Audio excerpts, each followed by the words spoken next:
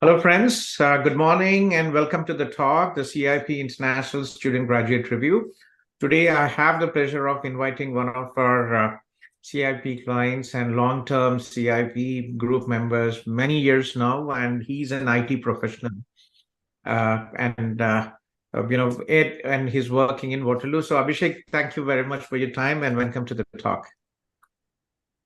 Thank you, sir. Always glad to come and talk to you.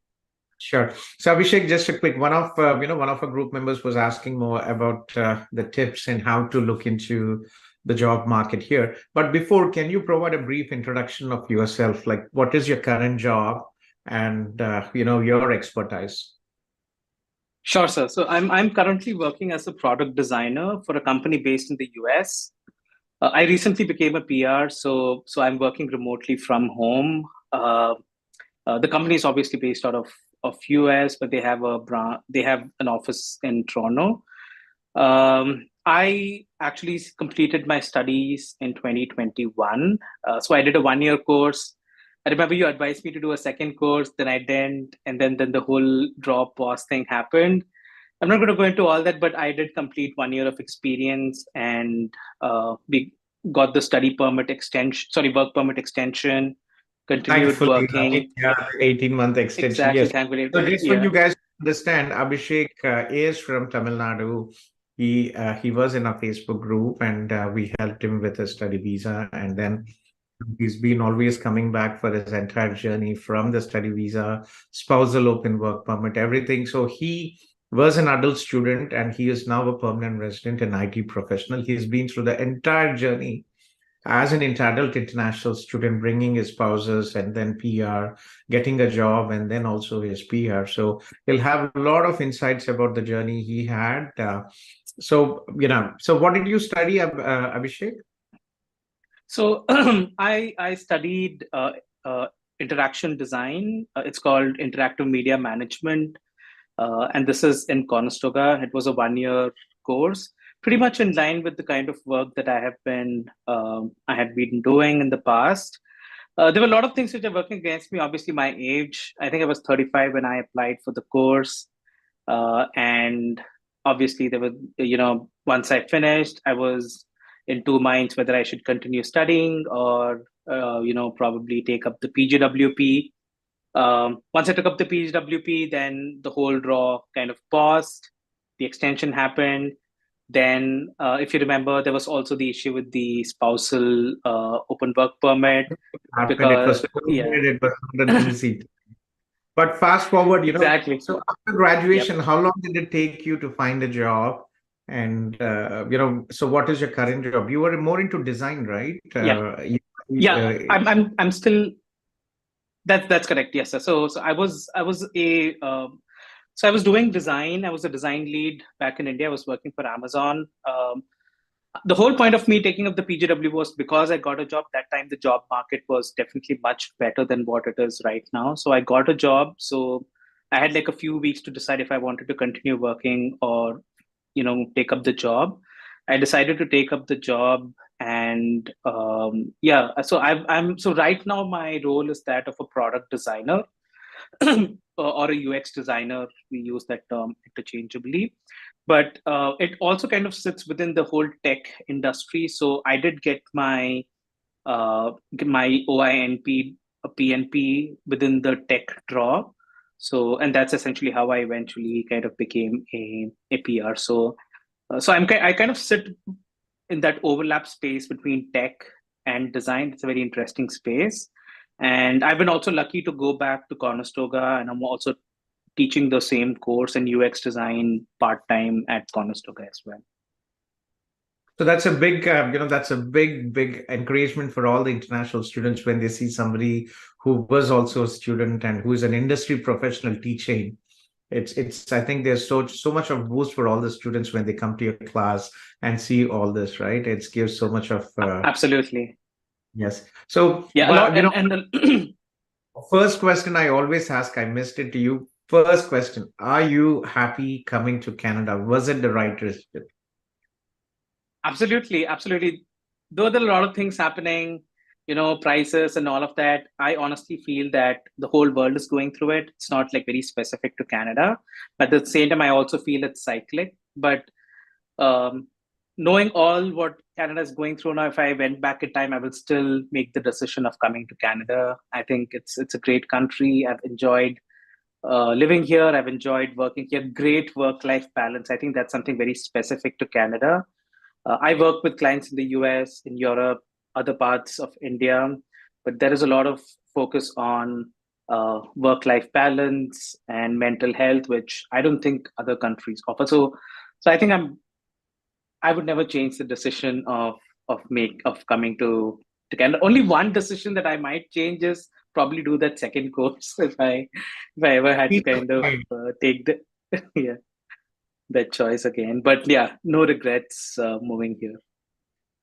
Yeah, that's good. So, having through all this, Praveen, one of our, he just joined Zoom today. So, what would you advise all the new international students, graduates with or without work experience? How should they approach the job market and, be successful to build a career here, based on your Oh, experience? absolutely, and that's interesting because I also teach field placement, which is very specific to helping students find placements within the industry. Uh, I think one thing that everybody should or students should know is generally job markets are very difficult right now at this point of time, and Canadian job market is definitely much tougher, and it is all a numbers game in terms. So when I was applying for a job, I did close to 200 to 250 interviews, and probably 10 people actually kind of responded. So there's like a 2% or 3% response rate when you're applying for jobs. But the only way to kind of pass through that is sheer numbers, to keep applying, to keep reaching out to people, to keep making connections. What I've found helpful here in Canada is to make meaningful connections through LinkedIn. There are a lot of meetups which happen very specific to your industry. For example, if you're a designer, and I know this because I'm in design, there are a lot of design meetups which happen. A few which happen in Kitchener. There are quite a few which happen in Toronto. Uh, Based on your job specific role, there are groups, there are meetups which happen. So if you're a product owner, if you're in a product management role, I know that there are a lot of meetups which happen there. If you're in the software industry, there are a lot of hackathons which happen on a regular basis. So the best way to kind of build that connect is to kind of attend a lot of these meetups, a lot of these groups, not with the intention that, hey, I'm going to find a job, but more in terms of building those connections around you.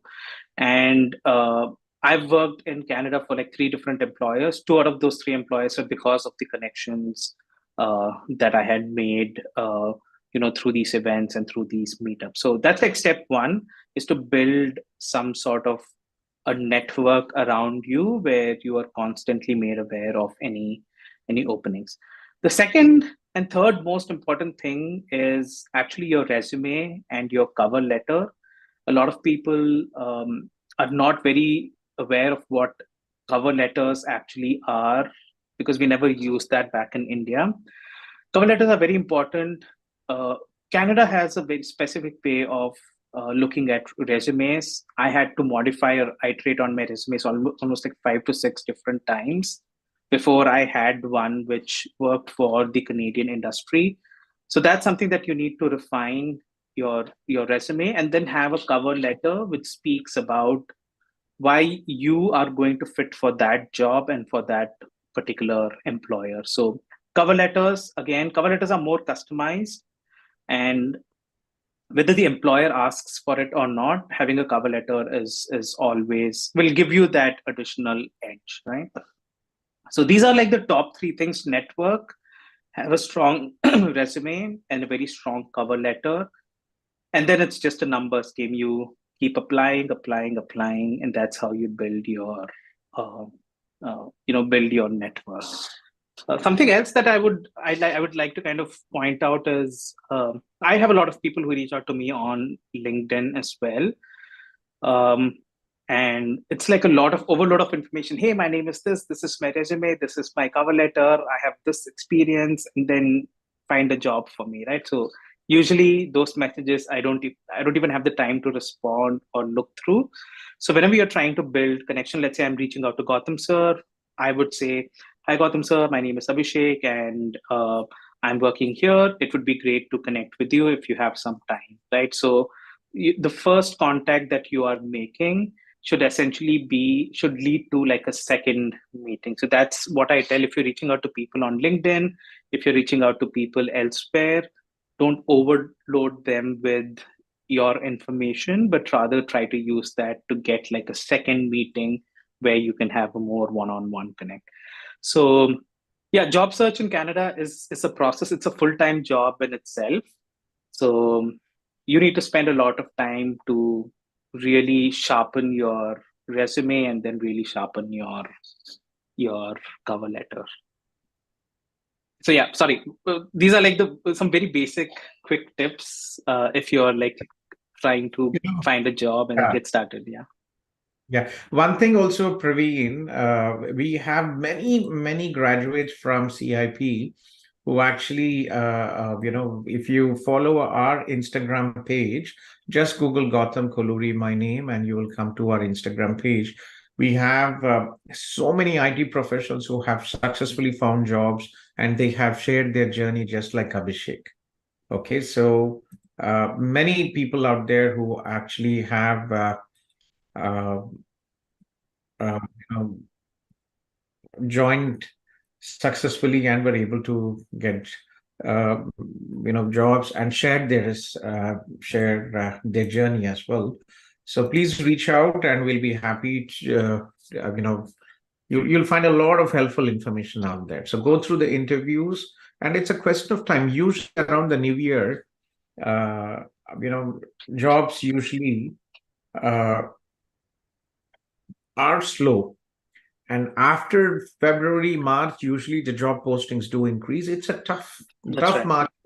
The U.S. tech layoffs have had a domino effect around the world, across the entire industry, because U.S. unfortunately is the world's largest IT industry, and whatever happens there tumbles, the rest of the world. So takes time, but again, usually November, December is very slow, January is very slow, and from March things keep on improving. And you're a Waterloo graduate, I'm sure it will be fine. So do check our Instagram page. There are many interviews of people IT professionals who have been successful in getting jobs from a CIP, and you'll find more details on there. Okay. Praveen, thank you very much for joining. The live CIP International graduate review, and will be, uh, you know, uh, always happy. He's always happy to help. Do reach out on his LinkedIn, Praveen, and he might help you. So thank you very much, Abhishek.